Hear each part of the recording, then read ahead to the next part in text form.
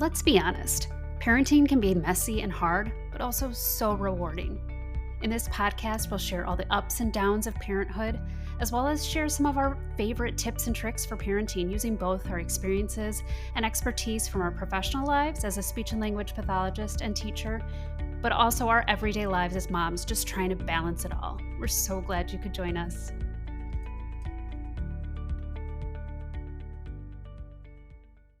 Hello and welcome to And Then We Had Kids. I am Jenny. And I'm Sheena. And tonight I'm very excited about our episode and what we got going on. We've talked a lot about like updates in our lives and just kind of catching up. But October, not only do I love this month, it's my birthday month, but it's also a very special month to myself and Sheena. It is Breast Cancer Awareness Month, and I am so grateful and honored to hear the stories from Sheena herself. And actually, we have a wonderful guest tonight to share her story. So Sheena, I'll let you share yours first. Sure. So it is Breast Cancer Awareness Month. I am the daughter of a breast cancer survivor. So my mom was diagnosed with breast cancer when I was probably in third or fourth grade. And being that young, I didn't really think too much of it until my sister and I got older. My sister's a nursing major. And we just thought it was really interesting that my mom was diagnosed so young. So she was only 34 at the time of her diagnosis. And luckily she responded really well to treatment. But, there was always this like bug in the back of my head saying like, it's really like it's pretty atypical that she was just so young. And then, fast forward several years later, my mom's doing really well, and her younger sister gets diagnosed with breast cancer. And again, It was at a really young age before either of them had ever had mammograms. So that really kind of triggered a red flag for my sister, being a nurse at the time. And so we kind of talked to my mom a lot about getting tested because at that point there was some more and more talk of a breast cancer gene, and we didn't really know too much about it or the process of how to get tested. And so then fast forward even further, knowing that I had this breast cancer history in my family, I also actually have it on my dad's side. I started getting my mammograms at the age of 30. So that's younger than what they traditionally recommend when you go to your gynecologist. And at the ripe old age of 34, which was the same age as my mom's diagnosis, I had an abnormal mammogram. So, in conversation with my doctors and my sister and my mom, we decided, it now makes a lot of sense in terms of getting tested for the breast cancer gene. Again, I still didn't really know a ton about it, just that, I had an abnormal mammogram. Luckily, it turned out fine, but it did prompt my mom to get tested. All those emotions, like that right. Is like same age, all of it happening a lot. I was like newly engaged at the time, or actually I think that I got the abnormal mammogram like right before we got married. And then, like that kind of just started the spiral of all the questions and the testing. And just the way that insurance works, it was more likely for me to get approved if my mom, as the cancer survivor, got tested first. So my mom got tested first, and then my sister and I subsequently got tested. And sure enough, we are all positive for the BRCA2 mutation. And what I think some people don't recognize is that everyone has a BRCA1 and 2 gene. It's just that some of us, myself included, have a mutation of that gene.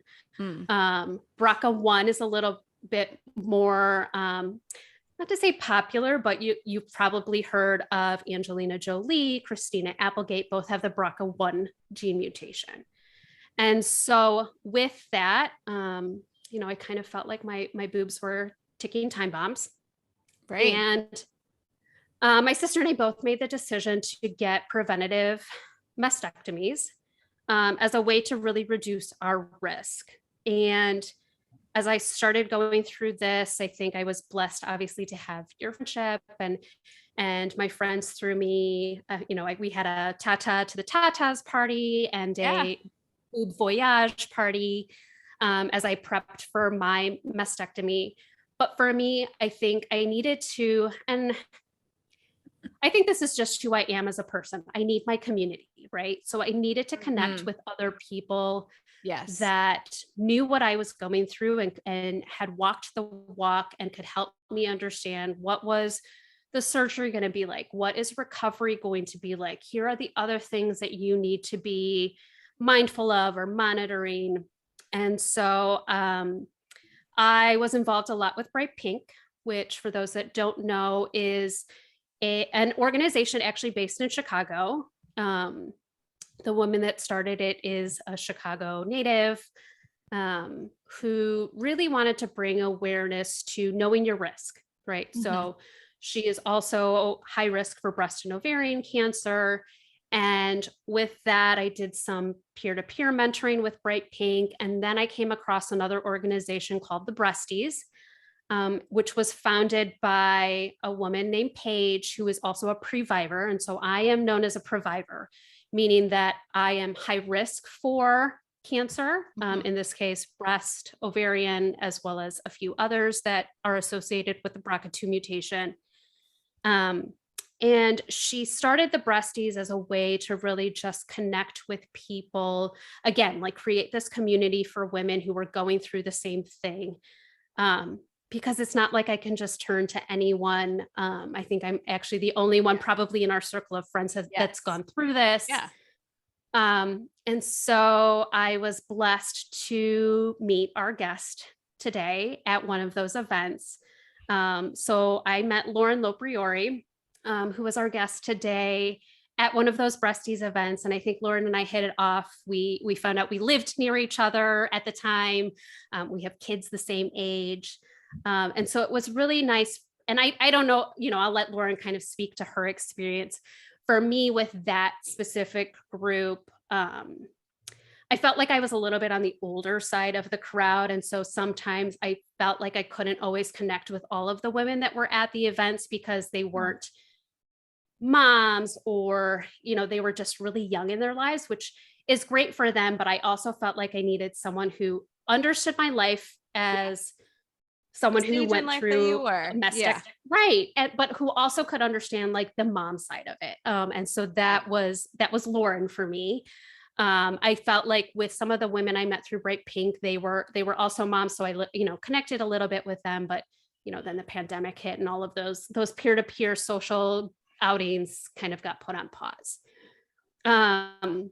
So that's kind of my story in a very quick nutshell. But I really want to take time to have our guest kind of share her story and her journey and hear a little bit about her, because her journey is a little bit different than mine. And I'll let Lauren speak to that. But again, I was, blessed to connect with Lauren at a Breasties event, and we've stayed in touch.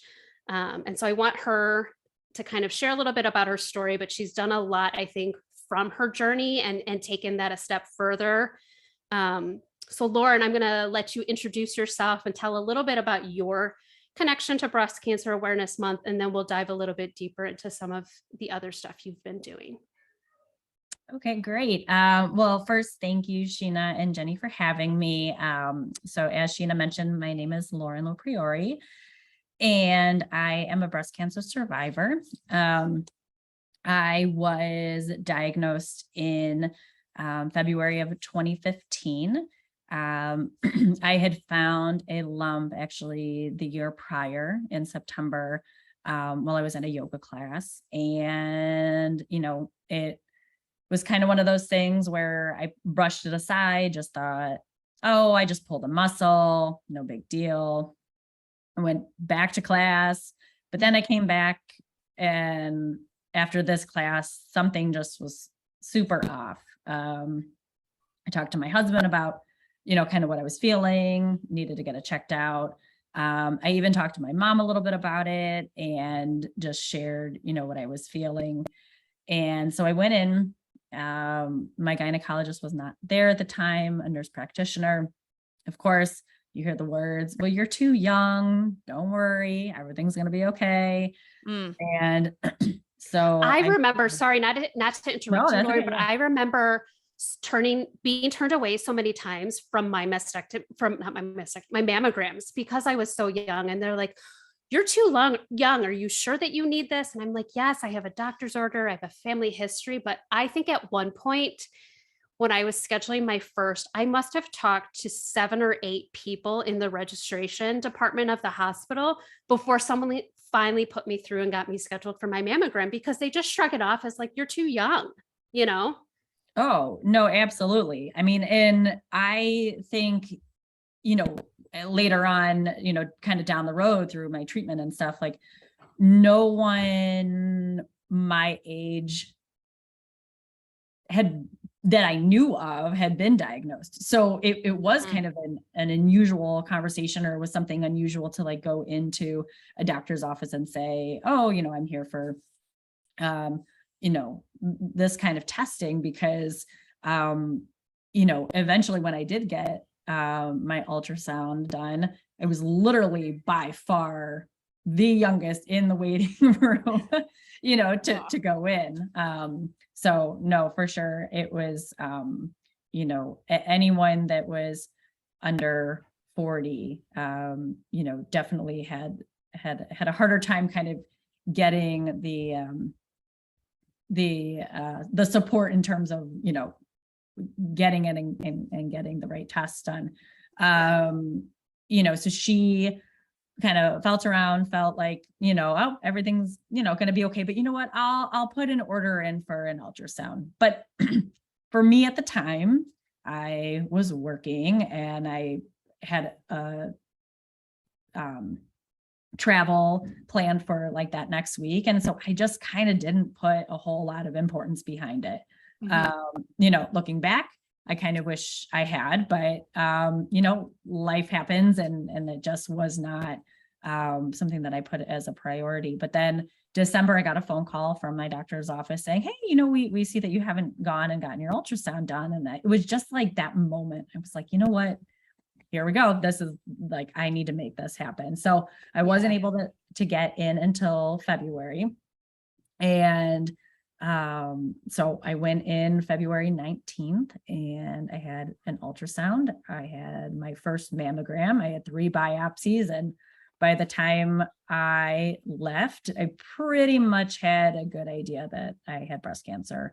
And, it was a whirlwind of a day. And I remember laying on the ultrasound and the nurse practitioner, she was doing the ultrasound and she left. And then I was like, okay. And then a doctor came in and I'm like, okay. And then the nurse came back in and I said, I'm kind of assuming that probably wasn't good. And she just looked at me, she blinked and she just moved on. And it was like in that moment, like, I just knew. And, so I called my husband who was at an event. And of course he had said, I'm going to come with you. And I'm like, no, everything's going to be okay. Yeah, right. So, but then that next day was Friday. So the 20th was truly when the doctors called, gave me my diagnosis. And so that whole weekend I had to wait until the next week to get into the oncologist. And so then really kind of the treatment began right away. I would say the biggest thing that, is something that I've learned a lot about, that maybe not every cancer patient is given the opportunity to do. I went through IVF, and that was, I was married. My husband and I were planning to have a family, and now we were put in this position of, how will we have a family, and how after treatment, what would it look like? And so we did freeze embryos. And again, that looks different for everyone, because maybe you're not in a relationship, maybe you're not ready to make an embryo, maybe you just want to freeze your eggs.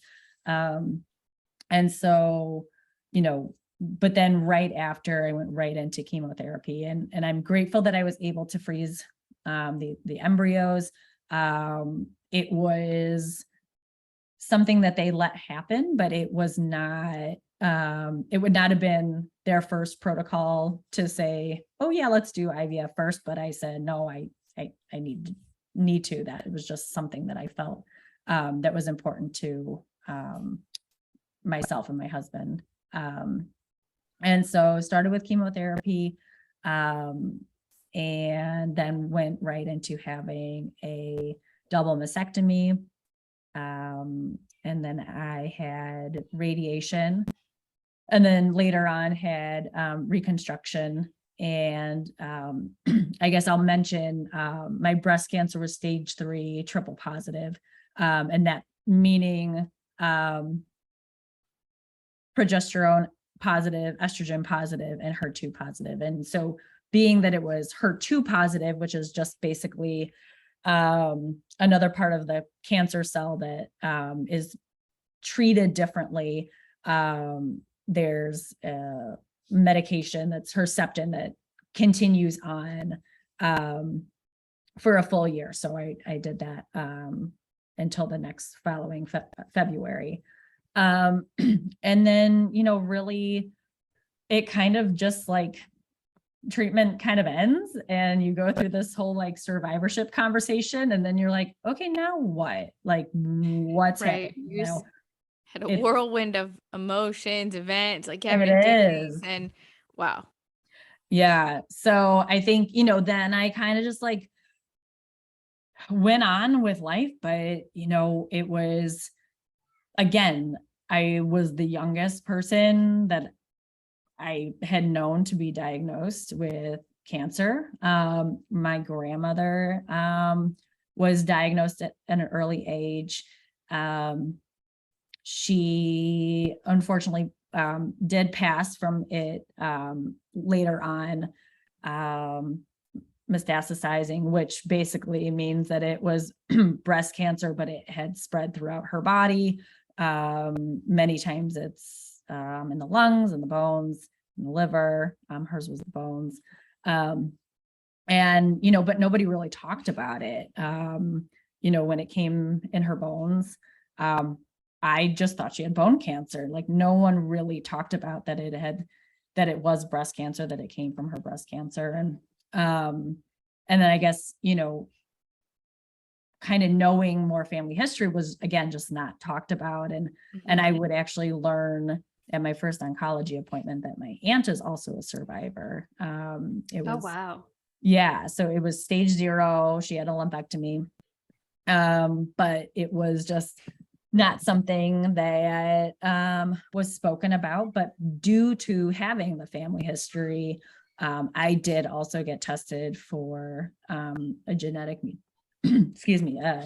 mutation, and I'm BRCA positive as well. That then led on to, I have a younger sister, and again, due to the family history and my cancer diagnosis, she also got tested. And so, it's really kind of become important for me to have those conversations and have that knowledge of your family history, because there was a lot that I didn't know. You can't change the past, but the things that maybe I could have done differently. But I'm here now with kind of, what I went through, and then that's kind of, where I kind of started exploring different avenues of how I could support others that, would unfortunately kind of go down the road that that I would experience. And even, my sister being somebody who had that genetic predisposition, and she would have a preventative double mastectomy as well. And so, so it really just a lot of things happened kind of all at once. And I had friends who started getting diagnosed, and then, I felt like I needed to do something. Yeah. And real quickly for our listeners, I think BRCA1 and BRCA2 genetic mutations are often talked about, But I think one of the interesting pieces that when my sister and I were going through the genetic testing process is that there's like over 100 different genes out there that are associated with an increased risk of breast cancer. So just because someone might not test positive for the BRCA1 or 2 mutation, doesn't necessarily mean that they're kind of in the clear. There's, I think if you have a really strong family history, it's worthwhile having a conversation with your provider.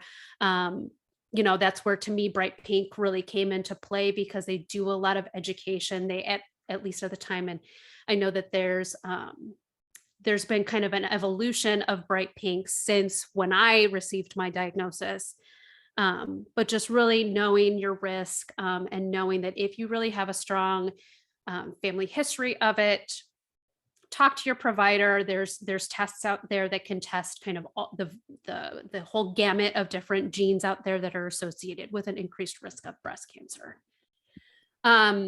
So Lauren, you hinted a little bit as to kind of how you just started thinking about how to support others differently. So can you talk a little bit about kind of your next venture and how that led to what you're currently doing? And I'll let you share a little bit about it. And then, I have had the opportunity to also, take action with it as well. But I'm going to let you share a little bit about how you got to that road. That sounds great. So, I really it took a few years to kind of get to a place where I was ready to kind of talk about what I had just gone through. It kind of took a nervous breakdown to really get me to that point. I didn't know kind of who I was. I wasn't sure what I was supposed to be doing. I went back to work and it was uncomfortable. And needless to say, I was working throughout my treatment, but I was fortunate enough to work from home. But then, went back to the office. It just didn't feel right. And, I finally then, I started to seek out communities and seek out therapy and, trying to find my way. And, and that's kind of when I found the Breasties, and I found different organizations that, maybe it was 2 or 3 years after diagnosis, but it was like almost kind of like better late than never that I found, these ways to be supported. And truthfully, a lot of it kind of started because I was fortunate enough to have my daughter, and that's a whole another episode, but Yep. she was born via surrogate with the embryos we froze, and you have a lot of downtime, and so I really just kind of felt like I'm ready to start talking about just it kind of from the beginning about things I didn't know, things I wish I would have known, and really kind of the experience that I had through my treatment. And so Live and Let is what I called it. It kind of stems from my initials.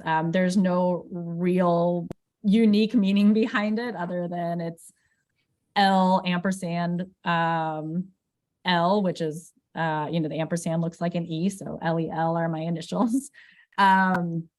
And it really just, kind of became a blog for me to write and to share. But then I started thinking a lot about things I wish that I would have had. And really, it took a couple years to find these communities, to find these resources, to find different events that, I could go to and talk to others who were in my shoes, that, I wasn't going into an event where, I had my mullet haircut and people were wondering, what was up with my new do.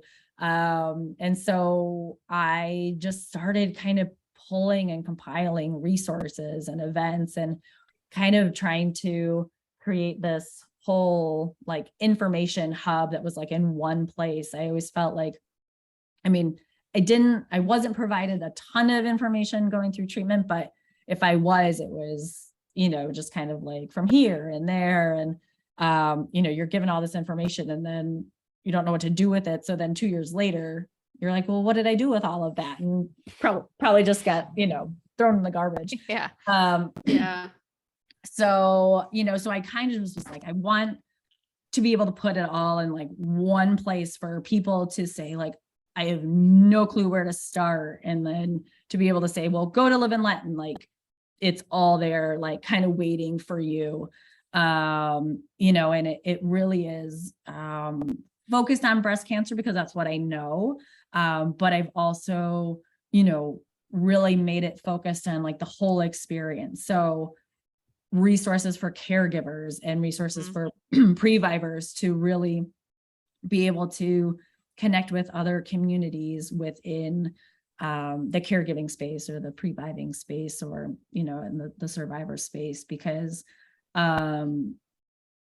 you find that, whether or not it's one person or it's an entire group of people, like to be able to have that person that you can lean on, that understands and that can,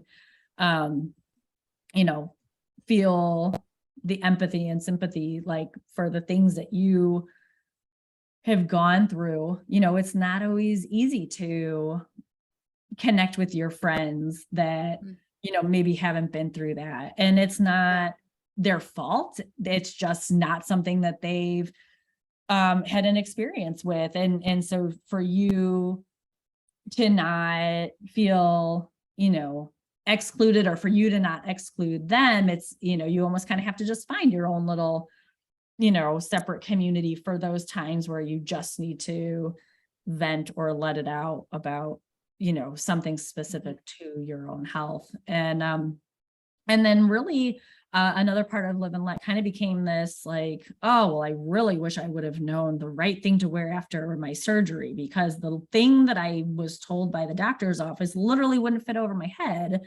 And you have surgery, and how are you supposed to put something over your head with your arms up? They can't move. And so anyway, You can't even lift your arms, right? Like, I know. I think I even struggled for a long time, like just pulling up my own pants. I know. So like you just don't even realize the muscles and everything that gets impacted by that type of surgery. Oh my gosh, I know. And I that to myself. And again, you learn so many things down the road that, the doctors are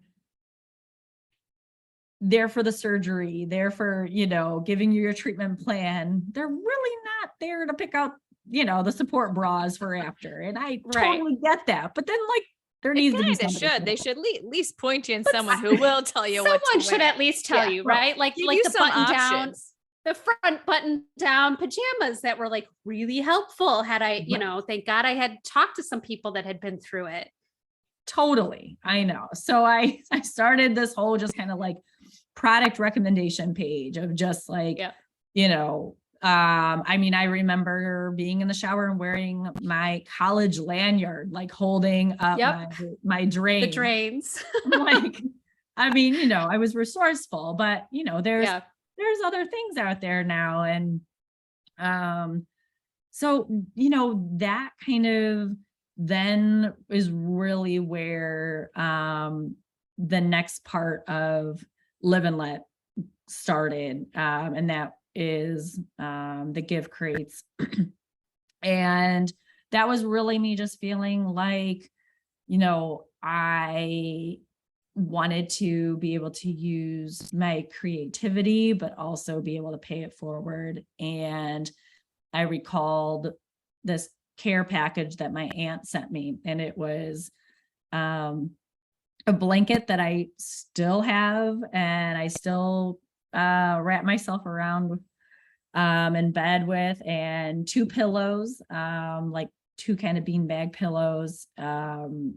And that was like kind of the best thing that I could have gotten. And it truly kind of just made a difference. And, I've always been told that like, it's the thought that counts. And I full on believe that, but there's something about, when there's that little extra touch of care and a little extra touch of thought that's put behind the care that's given to you. My aunt hadn't been through cancer, but it was something that almost was like custom to me, and made just me feel comfortable. And so I just was kind of like, what could I do that kind of pulls in like my passion for giving back to others and gifting. I always get excited when people have birthdays or Christmas comes up. Like that's just kind of something that I've just always enjoyed doing. And that's, kind of shopping for presents. And so how can I take that passion, but then, really give back to the cancer community? And so I really kind of just started doing a lot of research on, products and items that, make you feel good and bring you comfort. And I started finding that there were all these cancer survivors who were creating products that, after their experience, they were realizing that, oh, there's a need for, a better way to shop for bras after surgery, or there's, a better way to make yourself feel comfortable with a bald head, putting scarves on or different turbans. And I thought, well, people need to know about these survivors who are like creating these amazing things. And so I just started kind of like reaching out to them and connecting. And I was like, well, what about if I like put all these things together in a basket? And so really that's kind of where it all began, with these survivors. And then I thought, well, who better else to know like what women are going through than women? So, these amazing women are creating, beauty products that are, more clean. And that was a big thing for me, looking and diversifying like what products I used, what food I ate. And, I now have a family. So, a big thing for me was, family owned businesses. And so, Give really kind of became this, customized care crate service, and, products, that are within the crates are, survivor owned, women owned, family owned, and then, companies that are truly, educated in the field of care. And, so yeah, that's I kind think of one of the where things, I've been.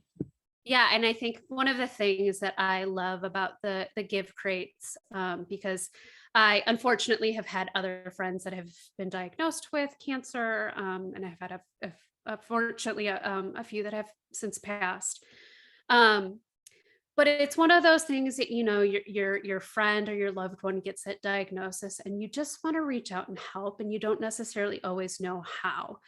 And so that's where I think the give crates have been really special, in that it's something that can help them get through their, even just, making chemo and radiation a little bit more comfortable. And even if you don't necessarily know what might be best for them, that's where I think kind of Lauren's creativity comes into play, in terms of like, here's what I was hoping to spend, here's what's going on for them. And Lauren has really just curated those give crates, to really meet those needs. And so like, even when I'm at a loss of like, I'm honestly, I don't even know what to get, so-and-so starts chemo in a couple weeks, and, Lauren's then just kind of, hand chosen some items to really just help that person feel a little bit more comfortable, in the situation. So I think that that's one of the things I appreciate about the give crates. So. And I mean, someone who doesn't have like a personal story, obviously, but I feel like everybody knows somebody that somehow has been touched by cancer in some form or fashion. And I was just even perusing on your website, Lauren, because I I wouldn't necessarily have gone to it had not for like this community, but I feel so much more educated about it even by like watching some of the videos like you review products, and I'm like, that's brilliant that now I know about that too. And I mean, I don't have cancer. I didn't have cancer, but I feel like I can now be a better source than I was previously. And knowing about these gave crates, Sheena, too, like what you said, it's a beautiful thing to get if you don't know what to do. And oftentimes, people don't know what to do, but they want to do something. And there was, I think it was your most recent blog post, Lauren, where you're right about, I feel like people may be in like the right there, like in the big part of it, like right after the diagnosis, but then like the after, like your guys' journey isn't done after you went through your treatment or after you got your mastectomy. So like there's still more to your journey that I mean, I'm glad I'm part of it, but it's also being able to support it, not just during that like an intense time, but like continuing that support for you guys, and for anybody who's going through it. Yeah. And not just like you're good now, like you did it, like Right. yay, like all's good, but like yes and no, right? Like your journey is that, and that it didn't end.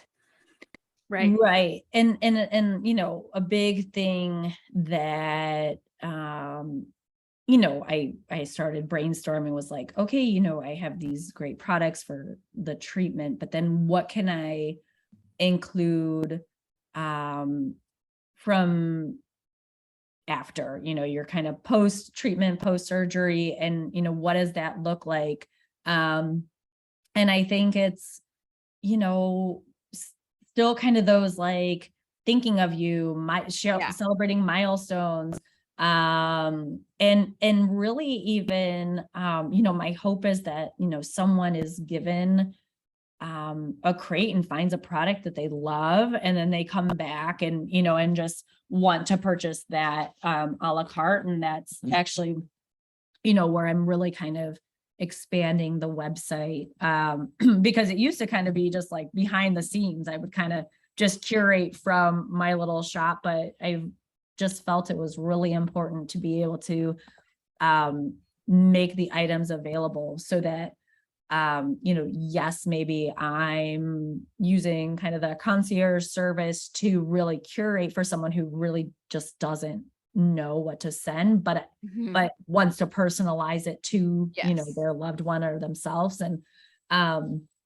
so, but I want them to, you know, see the product. I want them to understand why it's a part of the shop. And so that's like a big thing that I'm including is like why we love it, like why we love this product and why it's a part of the gifting experience. And you know, and it is important for, you know, women, I mean, and men too, because they can receive a diagnosis too, but, you know, for them to come into the shop and say like, oh, wow, I would have never thought of, you know, getting that type of cream for after radiation, or even like, you know, hey, I went through all of this. I deserve to like buy myself, you know, a little gift, and really making it about, you know, the cancer experience, but also after, in that just like feel good, comfortable, like focus on like wellness and care.